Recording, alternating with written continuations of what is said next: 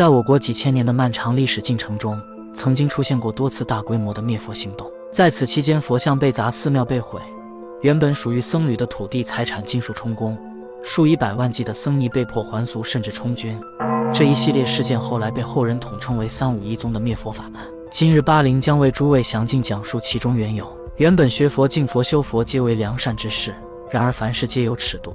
一旦逾越便会转为恶事。351宗灭佛，其中351分别指的是北魏太武帝、北周武帝、唐武宗，因其庙号皆有5字，而一宗则是后周世宗柴荣。首次灭佛运动是在公元408年的北魏时期。北魏这个由少数民族构建的政权，进入中原后，为掌控数量众多的汉族人，大力推动佛教的发展。可是当佛教快速进步的同时，也给北魏政权造成了一些负面因素。由于寺院经济的持续膨胀和出家人口的持续增加，国家的税源和兵源接连减少。由于寺院占有大量土地，僧侣无需纳税，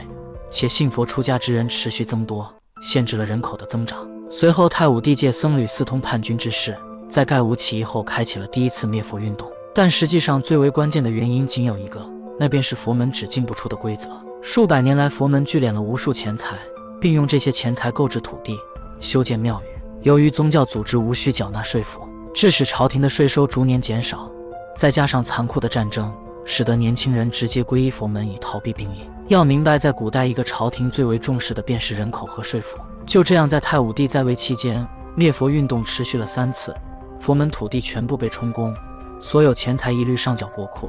40岁以下的僧人被强行充军，史称太武法难。不过短短200年的时间，第2次灭佛运动开启。北周周武帝宇文邕即位之初，佛教中混饭吃的僧人达到300多万，超过全国人口的1/7，这对国家经济构成了重大威胁。这些寺庙除保持霸占土地、减免赋税、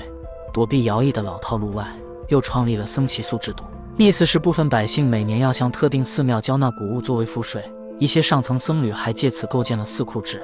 拿这些钱对外放贷，相当于把别人捐赠的钱再放贷出去。乃至后来还出现了豢养女婢、寺内藏酒的情形，不少僧侣开始了骄奢淫逸的日子，所以周武帝才决心严厉打击。在短短5年当中，让230万僧侣失去了稳定的生计，并且永久性的废除了佛门的免税特权。尽管周武帝的做法显得过于猛烈，但成效却极为显著，不仅一举使国库充足，还让军事实力抵达顶峰，为不久以后隋朝统一全国筑牢了根基。此乃周武法难。而第3次灭佛运动竟发生于民风开朗的唐朝。唐朝初期的君主们是支持佛教发展的，这才有了玄奘取经的故事。可到唐武宗李炎继位时，僧尼人数多达30万，寺院近乎5万座，逐步壮大的僧侣队伍渐渐形成了一股政治势力。在朝廷内部有30余名僧人被封官重任，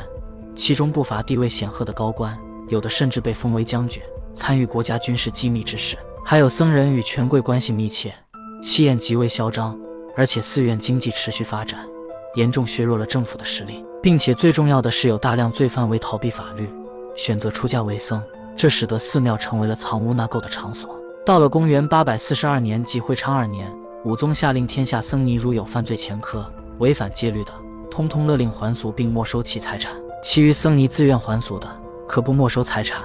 但要成为普通百姓纳税赋役。接着唐武宗又下令禁止朝廷向寺院布施，同时禁止佛寺接受社会的捐献。此次灭佛运动一共拆毁大寺院1600余座，小寺院4万多座，让26万多僧尼还俗，没收良田数十万顷。历史上称这次灭佛运动为会昌法难，这便是第3次灭佛运动。过了110年，周世宗柴荣再度开启了第4次灭佛运动。周世宗继位后，国家经济状况恶劣，年轻人为了填饱肚子逃避兵役，纷纷皈依佛门。周世宗柴荣施行了一种非常温和的灭佛手段：其一，严禁皇室成员皈依佛门；其二，允许年轻人皈依佛门，但必须服兵役；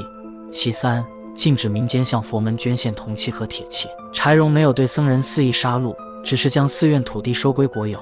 那些收集来的铜器也都重新铸造成铜钱，用于流通并恢复国家经济。此次灭佛运动被称作一宗法难，这就是历史上的第4次灭佛运动。不得不说，每次法难到来时，佛教都已处于极端状态。如今来看，这4次灭佛运动都极具道理，也相当必要。毕竟人口和税收是古代最为注重的2个方面，一旦触犯皇权的禁忌，必然会受到严酷打击。